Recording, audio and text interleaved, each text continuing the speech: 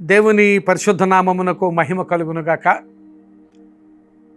ప్రియులారా, ప్రతిదినము life church Vizag నుండి ఈ హోప్ ఫర్ టుడే సందేశాలు మీకు ఆశీర్వాదకరంగా అందించడానికి దేవుడు చూపుతున్న కృపను బట్టి దేవునికి స్తోత్రాలు చెల్లిస్తూ ఈరోజు ఈ హోప్ ఫర్ టుడే సందేశంలోనికి మిమ్మలను ప్రేమపూర్వకంగా ఆహ్వానిస్తూ ఉన్నాను. ఈరోజు కొరింథీయులకు రాసిన 2వ పత్రిక 2వ అధ్యాయము 14వ వచనాన్ని మేము ముందుంచుతున్నాను.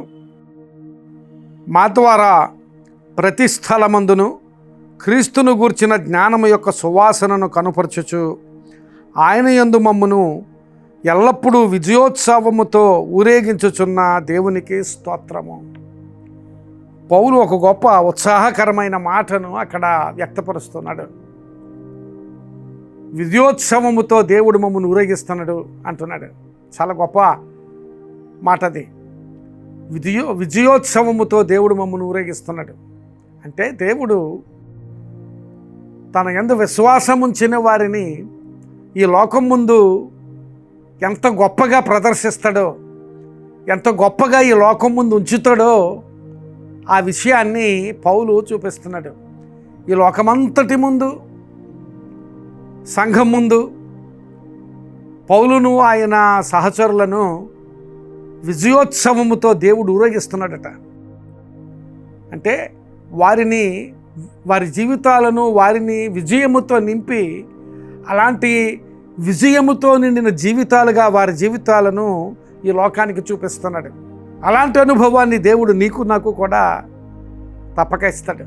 ఆ పౌలు ఆయన బృందం సువార్తను ప్రకటిస్తూ ఉండగా ఆ సువార్త ద్వారా సువాసన వాళ్ళు వెదజల్లుతూ ఉండగా అలాంటి కృపను వారికి అనుగ్రహించి ఈ లోకం ముందు విజయాన్ని అనుగ్రహించి విజయోత్సవముతో ఊరేగిస్తూ అలాగూ పౌలును ఆయన బృందాన్ని ఈ లోకానికి దేవుడు చూపిస్తున్నాడు. ప్రియులారా, ఈరోజు నిన్ను కూడా అలాంటి విజయముతో నింపి ఈ లోకం ముందు నిలవబెట్టాలని దేవుని ఆశ.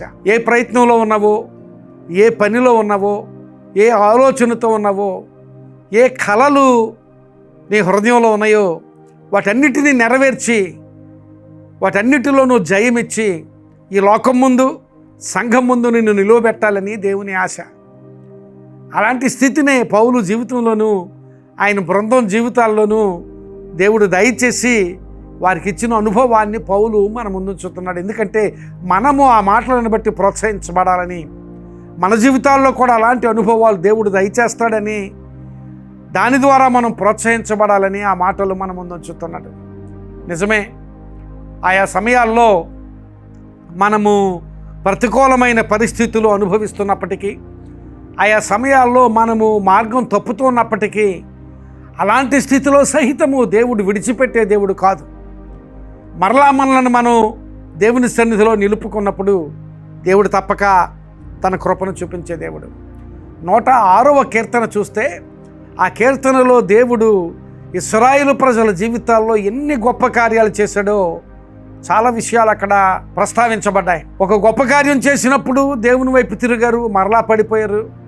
మరలా దేవుడు గొప్ప కార్యం చేశాడు, మరలా పడిపోయారు. మరలా దేవుడు గొప్ప కార్యం చేశాడు, మరలా పడిపోయారు. అలాగూ పదే పదే దేవుని గొప్ప కార్యాలు అనుభవిస్తూనే వాళ్ళు దిగజారిపోయిన స్థితి, లేక వెనుకడుగు వేసిన స్థితి వారు కలిగి ఉన్నప్పటికీ కూడా దేవుడు వారి మీద కనికరం చూపించి ఆ కీర్తనలో 44-45 వచనాలకు వచ్చేసరికి ఆయన తన కృపాబాహుళ్యము చెప్పున వారిని కనికరించను, వారికి కృప చూపించననే మాటలు అక్కడ దేవుని వాక్యంలో చూస్తున్నాం.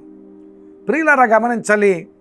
ఒకవేళ మనం ఆయా సమయాల్లో వెనుకడుగు వేసినా, ఆయా సమయాల్లో విఫలతకు గురైనా, అలాంటి సమయాల్లో కూడా దేవుడు మనల్ని లేవనెత్తుతాడు. దేవా, నన్ను లేవనెత్తు ప్రభు అని ప్రార్థన చేస్తే అక్కడ ఆ స్థితిలో నుండి దేవుడు నిన్ను లేవనెత్తి దేవుడు తన కృపాబాహుళ్యమును చూపించి, కృపాబాహుళ్యం అంటే మల్టిట్యూడ్ ఆఫ్ మెర్సీస్ అని రాయబడింది. మల్టిట్యూడ్ ఆఫ్ మెర్సీస్ అంటే లెక్కలేనన్ని ఆశ్చర్య కార్యాలు, లెక్కలేనన్ని కనికరములు చూపించి దేవుడు నిన్ను విజయం వైపు నడిపిస్తాడని. ప్రియులారా గమనించాలి, అదే విషయం ఇశ్రాయేలీయుల జీవితాల్లో, ఇశ్రాయేలీయుల చరిత్రలో జరిగింది. పదే పదే దేవుని దగ్గర నుంచి కార్యాలు అనుభవిస్తూనే వెనుకడుగు వేసినప్పటికీ మరలా వారు దేవుని వైపు తిరిగినప్పుడు దేవుడు గొప్ప కార్యాలు వారి జీవితాల్లో చేస్తూనే వచ్చాడు. అలాంటి కృపా బాహుళ్యమును దేవుడు నీ జీవితం పట్ల కనుపరుస్తాడు.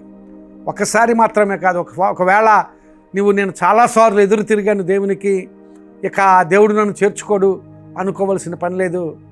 అలాగని దేవునికి పదే ఎదురు తిరగమని, దేవునికి విరోధంగా తిరగమని నేను చెప్పడం లేదు. కానీ ఒకవేళ నీవెన్నిసార్లు పడిపోయినా మరలా దేవుని దగ్గరికి చేరినట్లయితే మరలా తిరిగి ఆయన లేపే దేవుడు. ఆయన కృపా బాహుళ్యము చొప్పున నిన్ను కనికరించి నీకు కృప చూపించే దేవుడు. ఆయన కృప ఒకసారి కృప చూపితే ఆ కృప అయిపోయింది అని చెప్పేది కాదు. ఆయన కృపా బాహుళ్యము చొప్పున నీకు కృప చూపించి విజయము దయచేసి విజయోత్సవముతో ఊరేగిస్తాడట. విజయం దయచేసి ఆ విజయం నీలోనే నిర్లిప్తం చేసే దేవుడు కాదు. ఆ విజయముతో ఈ లోకం ముందు నిలవబెడతాడు. ఈ లోకం ముందు నీవు ఎంత గొప్ప స్థితిలో ఉన్నావో, ఈ లోకం ముందు ఎంత ఆశీర్వదించబడిన అనుభవంతో నీవు ఉన్నావో ఈ లోకానికి కనబడేటట్లుగా చేస్తాడు. అదే విషయం పౌలు మాట్లాడుతున్నాడు. మమ్ములను విజయోత్సవముతో దేవుడు ఊరేగిస్తున్నాడని. ఈ దినాన్ని ప్రియమైన విశ్వాసి, ఒకవేళ ఏదైనా దుర్భరమైన స్థితిలో నీవు ఉంటే, ఏదైనా నిరుత్సాహంలో ఉంటే, ఏదైనా ప్రతికూలమైన పరిస్థితిలో ఉంటే, దేవుని వాక్యం మాట్లాడుతుంది, దేవుని వైపు తిరిగితే ఆయన నీ పట్ల కృపా బాహుళ్యమును చూపించగలిగిన దేవుడు.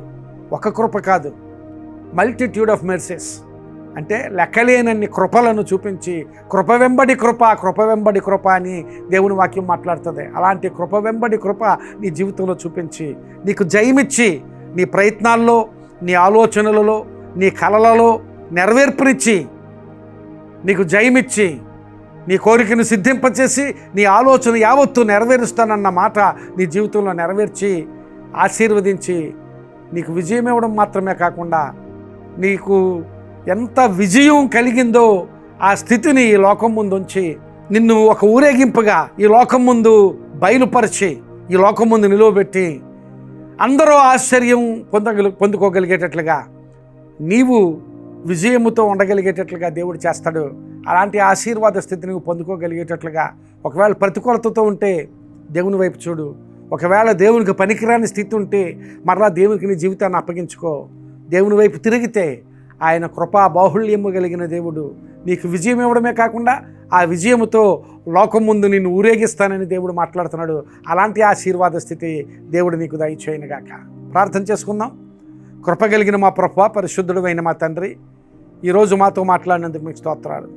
జయమిచ్చే దేవుడవు, జయమిచ్చి ఆ జయం మాలోనే దాచి ఉంచకుండా ఆ జయముతో మమ్మల్ని లోకం ముందు, సంఘం ముందు ఊరేగించే దేవుడవు ప్రభువా. అలాంటి గొప్ప కృపలను ఇచ్చే దేవుడవు నీవు. కృప వెంబడి కృప మా జీవితాల్లో దయచేసే దేవుడవు. అట్టి స్థితి ఈ మాటలు విన్న వారికి అందరికీ దయచేసి ఆశీర్వదించమని, నీ కృపా బాహుళ్యము చెప్పున వారిని కనికరించి ఆశీర్వదించమని, అలాగే విజయమిచ్చి ఆ విజయముతో ఊరేగించమని ప్రార్థన చేస్తూ, నీ కృప, నీ ఆశీర్వాదం అట్టి విధంగా ఈ బిడ్డల జీవితాల్లో దయచేయమని, వారి సమస్యల్లోనూ వారి అవసరతల్లోనూ సహాయం చేసి నీ కృపను విస్తరింపచేయమని యేసు నామమున అడుగుచున్నాను తండ్రి. Amen. God bless you my friend. Have a wonderful day. ఈ సందేశం మీకు పురికొల్పుగా ఉంటే మీకు తెలిసిన వారికి కూడా పంపించండి. వాళ్ళు ఆశీర్వదించబడితే దేవుడు మిమ్మల్ని ఆశీర్వదిస్తాడు. God bless you.